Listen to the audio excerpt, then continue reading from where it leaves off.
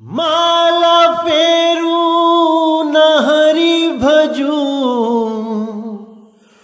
मुख से कहूँ न राम। माला फेरू न हरि भजू, मुख से कहूँ न राम। मेरा हरि मुझे भजे, मैं पाऊं विश्राम। मेरा हरि मुझे भजे, मैं पाऊं विश्राम।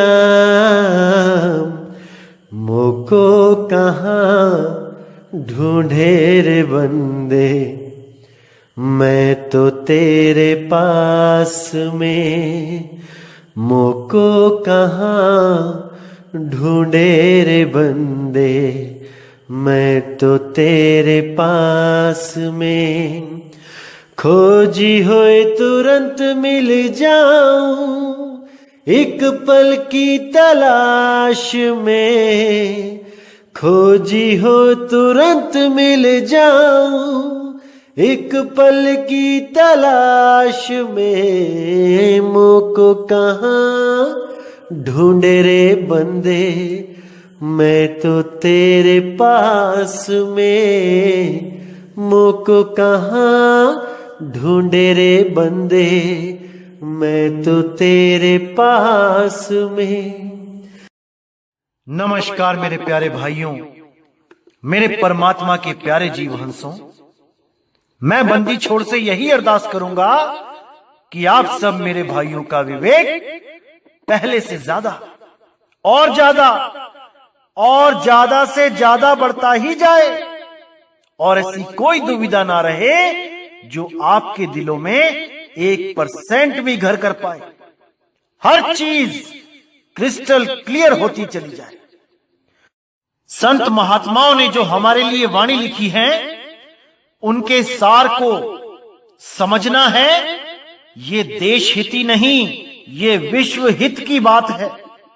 पूरे विश्व का कल्याण होगा इन वाणियों के द्वारा, इन संतों के संदेशों के द्वारा। क्योंकि संतों ने कभी भी अपनी वाणी किसी खास जाति, धर्म या देश के लिए नहीं बोली। उनका ज्ञान पूरे विश्व के लिए सर्व साझा रहा है। ऐसा कोई धर्म नहीं है जो संतों की वाणियों से लाभ नहीं उठा सकता। ऐसी कोई जात पात नहीं है जो संतों के वाणियों से मुक्ति को प्राप्त नहीं कर सकती। क्योंकि संत हर प्रकार के कर्म कांड से हटा के केवल निज नाम से जोड़ते हैं।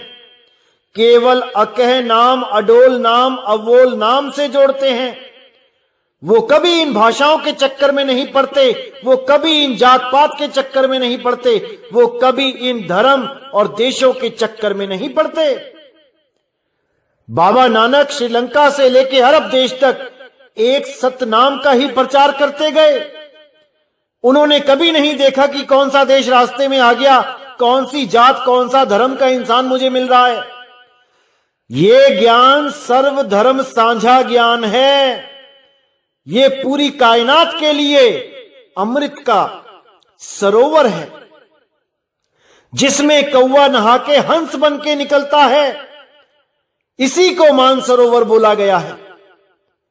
तो मेरे भाई, पूरा विवेक लगाना है, पूरा विचार करना है कि संतों ने हमें कौन सा रास्ता दिखाना चाहा और अज्ञानतावश हम किस रास्ते पे चल पड़े। तो आज रविदास जी की वाणी को समाप्त करेंगे। तो क्या कहती है वाणी?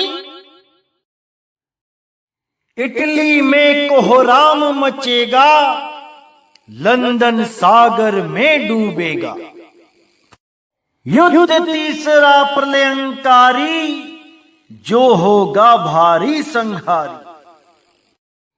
तो मैंने आपको बता दिया था कि इटली में कोहराम क्यों मचेगा। अब बताते हैं कि लंदन सागर में डूबेगा। ये कौन से सागर में डूबेगा? ये चिंता के सागर में डूबेगा, शोक सागर में डूबेगा। पर क्यों डूबेगा?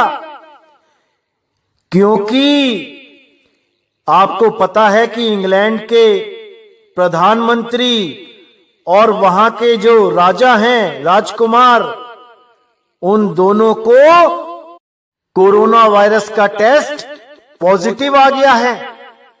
दोनों ही कोरोना वायरस से पीड़ित हो चुके हैं। जब वहां के राजा, वहां के प्रधानमंत्री ही इस रोग से ग्रसित हो गए हैं, तो आम जनता कैसे सेफ रहेगी? इसलिए पूरे देश में शोक की लहर चल रही है। पूरा देश चिंता में गुम हो गया है और पूरा यूरोप यानी सारे ईसाई इस बीमारी से, महामारी से ग्रसित हो रहे हैं। हाहाकार मचा है हर जगह। तो आगे कहते हैं, भारत होगा विश्व विजेता, भारत होगा विश्व का नेता, दुनिया का कार्यालय होगा, भारत में न्यायालय होगा। यहां पर बहुत ही ज्यादा अच्छे संकेत दिए हैं हमारे भारतवर्ष के लिए कि भारत होगा विश्व विजेता। पूरी दुनिया भारत के ऊपर निगाहें टिका के बैठेगी, क्योंकि भारत में ही सॉल्यूशन मिलेगा इस तीसरे विश्व युद्ध को खत्म करने का। भारत की वजह से ही यह तीसरा विश्व युद्ध टलेगा और किसी देश में इतना सामर्थ्य नहीं जो इस विश्व युद्ध को टाल सके। तो पूरा इशारा किया जा रहा है कि भारत होगा विश्व विजेता, भारत होगा विश्व का नेता, यानी भारतवर्ष ही पूरी दुनिया का नेता होगा और इसके बाद भारत से ही पूछ के हर कार्य किया जाएगा। दुनिया का कार्यालय होगा, भारत में न्यायालय होगा। सारे संसार का जो मेन कार्यालय होगा वो भारतवर्ष होगा। भारत ही विश्व गुरु बनेगा। पूरा संकेत दिया गया है वाणी में। यहां तक कि अगर कोई दो देश आपस में झगड़ा भी करेंगे तो उनका न्याय भारत में होगा। न्यायालय बन जाएगा एक तरह से भारत, क्योंकि भारत ही सबको प्रेम करना सिखाएगा, भारत ही सबका कल्याण करेगा। आगे कहते हैं, तब सतयुग दर्शन आवेगा, संत राज सुख बरसाएगा, सहस्त्र वर्ष तक सतयुग लागे, विश्व गुरु बन भारत जागे। कि उसके बाद 1000 साल तक का सतयुग आएगा। लोग सब बुरे काम करना छोड़ देंगे, केवल संतों की शरण में जाएंगे, अपने जीव का कल्याण कराएंगे, इस दुनिया को मिथ्या जानना शुरू कर देंगे। इस दुनिया में उनका मन ही नहीं लगेगा। इस दुनिया से मुक्त होने की पूरी कोशिश करेंगे। तब ऐसा संसार बनेगा जैसा आपने कभी सोचा भी ना होगा। ये सब इसी कलयुग में होगा, क्योंकि कलयुग में ही सतयुग का उदय होगा। तो भाइयों, घबराने की कोई जरूरत नहीं है। संतों ने पूरा इशारा दिया है, पूरी सेंध दी है कि भारतवर्ष ही जगत गुरु बनेगा, विश्व गुरु बनेगा और भारत में ही इस समस्या का समाधान होगा। ये जो तीसरा विश्व युद्ध जो बायोलॉजिकल वेपन के द्वारा लड़ा जा रहा है, पूरा विश्व इससे ग्रसित होगा और इसका हल भारत में ही निकलेगा। इसी के बारे में नास्टेडमस ने भी अपनी भविष्यवाणी में इशारा किया है। क्या बोलते हैं? The man with the curly black beard will subdue the cruel and proud nation through skill. The great Sharon will take from afar all those captured by the Turkish banner. इस भविष्यवाणी में बिल्कुल साफ लिखा है कि भारत में ही एक ऐसा इंसान होगा जो कर्ली ब्लैक बियर्ड यानी घुंघराली काली दाढ़ी वाला, will subdue the cruel and proud nation, जो निर्दयी और अभिमानी देश को विल सबड्यू यानी वश में करेगा, थ्रू स्किल्स यानी अपने कौशल के दम पे, ना कि अपनी ताकत के दम पे। और यहां पे जो टर्किश बैनर के बारे में जिक्र किया गया है, यह भी एक सुपर कोड है। नास्ट्रेदामस जी अपनी भविष्यवाणी कोड में लिखते थे। वो सीधे कभी नहीं बोलते थे क्या होने वाला है, वो बात को पहेलियों की तरह सामने रखते थे ताकि इन बातों को वो ही खोल सके जिसके लिए ये बोली जा रही हैं। बाकी सब केवल अक्षर पढ़ सकते हैं, लेकिन उन अक्षरों की गहराई में नहीं जा सकते। इसीलिए हर संत महात्मा ने भविष्यवाणियों को घुमा फिरा के बोला, ना कि सीधे गुप्त राज खोले। आगे एक चित्र का और सहारा दिया जा रहा है, इसमें भी सुपर कोड लगे हैं जो वक्त आने पे खोल दिए जाएंगे, जिसमें से 2-3 कोड मैं आपको बता देता हूं, बाकी जब समय आएगा तब खोला जाएगा। तो यहां पे जो नास्ट्रेदामस जी ने अपने भविष्यवाणियों की पुस्तक में जो चित्र दिया है, उसमें बहुत से कोड लगे हैं, लेकिन जो इंपॉर्टेंट कोड है वो मैं बता देता हूं आपको। सबसे पहले यहां एक फरसा दिखाया जा रहा है, लेकिन वो फरसा इसके हाथ में नहीं है। फरसे से संबोधित किया गया है कि ये वही अद्भुत सेनानी है जिसके बारे में रविदास जी महाराज ने बोला था कि ज्ञानी और विज्ञानी होगा वो अद्भुत सेनानी होगा, यानी वो क्षत्रिय होगा, लेकिन उसके हाथ में फरसा नहीं होगा, यानी कि वो क्षत्रिय होता हुआ भी हथियारों से परहेज करेगा। वो हथियारों को हाथ में नहीं लेगा, जीव हत्या नहीं करेगा। दूसरा कोड यहां पे सूर्य बना हुआ है। सूर्य जो प्रतीक होता है प्रकाश का, यानी सारे जगत में अंधकार को दूर करने वाला एक सूर्य ही होता है। क्योंकि वो ज्ञानी और विज्ञानी दोनों होगा, इसलिए वो ज्ञान के द्वारा सारे संसार में प्रकाश कर देगा, जिसके लिए कबीर साहब ने भी बताया था कि 12वें पंथ प्रकट होए उजियारा, 13वें पंथ मिटे सकल अंधियारा। यानी 12वें पंथ में उजियारा प्रकट होगा।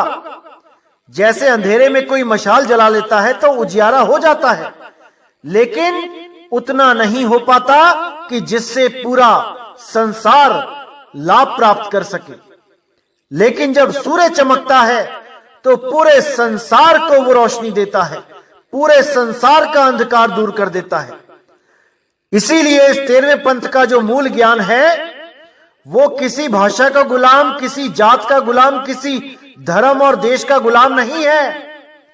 वो सारे संसार का कल्याण करने के लिए सूर्य की तरह उगा है, जो समय आने पर पूरी दुनिया को प्रकाशित करेगा, पूरी दुनिया का, पूरे संसार का अज्ञान खत्म करके भारत को विश्व गुरु बनाएगा।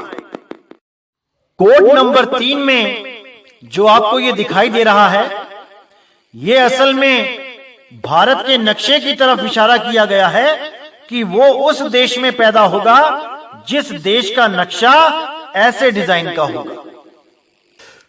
चौथे कोड में एक आदमी और एक बच्चा दिखाई दे रहा है, जो लहरों के बीच से उस बच्चे को निकाल के लेके जा रहा है। यानी कि वो शब्द की शक्ति से बहुत से पुत्र बनाएगा और भवसागर की भयंकर लहरों से निकाल के उनको मुक्ति की तरफ लेके जाएगा। अब 5वां कोड और 6ठा कोड बहुत गुप्त है, इसको मैं अभी नहीं खोलूंगा। जो 7वां कोड है, जो आप मुर्गा देख रहे हो, ये मुर्गा कोड है बांगे इलाही का।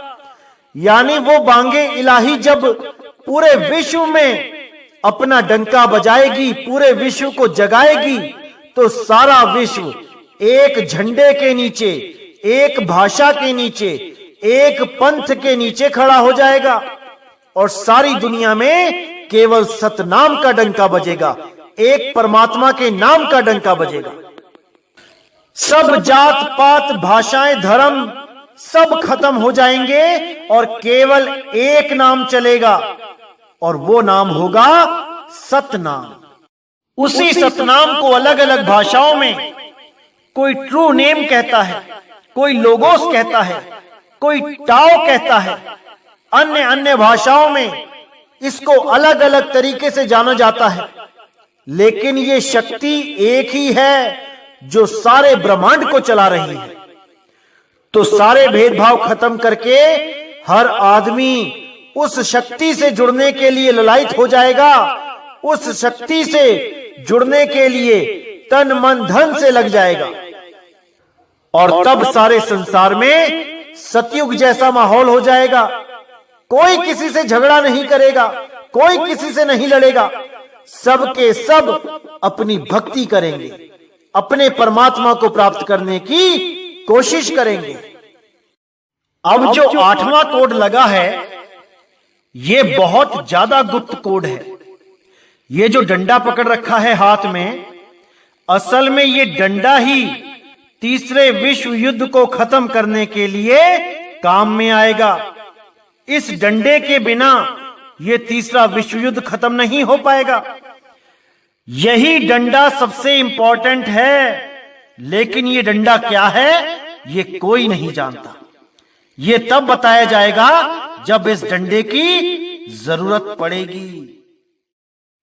इसी के बारे में एक चित्र और दिखाया उन्होंने, जहां पर एक आदमी उंगली का इशारा करते हुए, यानी एक की तरफ इशारा करते हुए, हाथ में पूरे विश्व का जो ग्लोब होता है उसको पकड़ के वो आगे से आगे बढ़ता हुआ पूरे वर्ल्ड में, पूरी दुनिया में प्रचार कर रहा है। तो ये संकेत होते हैं जो सही समय आने पर खोले जाते हैं। अब सही समय आ गया है मेरे भाइयों, हर चीज खोल दी जाएगी। 2020 में सारे राज खुल जाएंगे। आप धीरे धीरे इन चीजों को समझना शुरू कर दें। तो मेरे भाइयों, बहुत सी ऐसी चीजें हैं जो गुप्त करके रखी गई थी ताकि सही समय आने पर हर चीज को खोल दिया जाए। अब 2020 में ऐसे ऐसे राज खुलेंगे कि आप सोच भी नहीं सकते कि क्या क्या लिख के चले गए हैं हमारे संत हमारे ग्रंथों में। लेकिन भेदी गुरु ना होने के कारण उन वाणियों को कोई खोल नहीं सका।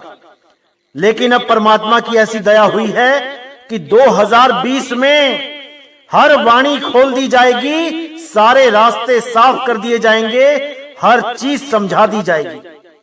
बस आप पूरे विवेक के साथ ये सत्संग सुनते रहें और अपना और अपने चाहने वालों का कल्याण करते रहें। इसी के साथ मैं ये सत्संग समाप्त करता हूं और अगला सत्संग बहुत जल्दी आएगा। 1 अप्रैल को आएगा, जिसमें 12वें पंथ का जितना भी पाखंड और झूठ है वो सारा खोल दिया जाएगा और सत्य को उजागर कर दिया जाएगा। अब ये आपके हाथ में फैसला होगा मेरे भाइयों कि आपने उस सच्चाई को देखने के बाद सत्य का साथ देना है कि झूठ के साथ लगे रहना है। अब ये आपने देखना होगा। तो मेरे भाइयों, इंतजार करिए 1 अप्रैल का। ये 1 अप्रैल का दिन क्यों चुना गया?